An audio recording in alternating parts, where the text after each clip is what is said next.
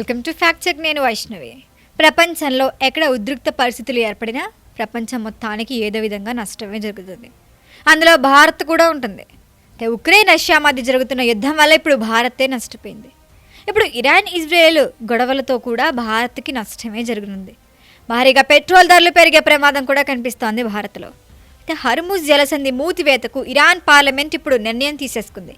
ఇది భారత్తో సహా ప్రపంచవ్యాప్తంగా చమురు సరఫరాపై తీవ్ర ప్రభావం చూపే అవకాశం కనిపిస్తోంది. అయితే భారత్ ప్రతిరోజు సుమారుగా 5.5 మిలియన్ బ్యారెళ్ల రోజు దిగుమతి చేసుకుంటుంది. ఇందులో 2 మిలియన్ బ్యారెళ్లను ఈ జలసంధి ద్వారానే దిగుమతి చేసుకుంటుంది ఇండియా. ఈ కారణంగానే ఇప్పుడు చమురు ధరలు పెరిగే అవకాశాలు ఉన్నాయి. భారత్లో పెట్రోల్ కానీ డీజిల్ ధరలు గణనీయంగా పెరిగే అవకాశం కూడా ఉందని చెప్తున్నారు. ఐసీఆర్ఏ నివేదిక ప్రకారం ఈ మూసివేత వల్ల భారత్ చమురు దిగుమతి ఖర్చు సంవత్సరానికి 1.21 లక్షల కోట్లు పెరిగే అవకాశం ఉంది.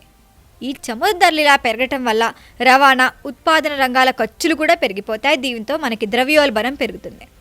చమురు దిగుమతులపై ఖర్చు పెరగటం వల్ల చలామణి ఖాతా లోటు పెరిగి రూపాయి విలువ మరింత ఒత్తిడికి గురవుతుందని కూడా చెబుతున్నారు.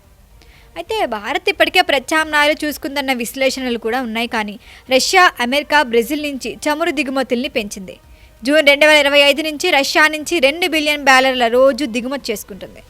దీనివల్ల హర్ముజ్ మూసివేత ప్రభావం కొంత తగ్గొచ్చు అని కూడా నిపుణులు చెప్తున్నారు. అయితే ఈ మూసివేత వల్ల ఇరాన్ కూడా ఒక రకంగా నష్టపోయింది. ఇప్పటికే అమెరికా, ఐరోపా దేశాల ఆంక్షలతో ఇరాన్ ఆర్థికంగా ఇబ్బందుల్లో ఉంది. ఇప్పుడు ఈ జలసంధి మూసివేత ఈ ఆంక్షలు మరింత తీవ్రతరం చేస్తోంది. దీంతో ఇరాన్కు అంతర్జాతీయ ఆర్థిక వ్యవస్థలో ఒంటరితనం పెరుగుతోంది.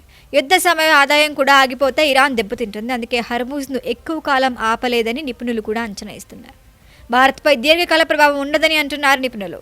ఈ వీడియో కనుక మీకు నచ్చినట్టయితే లైక్ చేయండి, షేర్ చేయండి, సబ్స్క్రైబ్ చేయండి. అలాగే పక్కనే ఉన్న బెల్ ఐకాన్ని క్లిక్ చేయండి.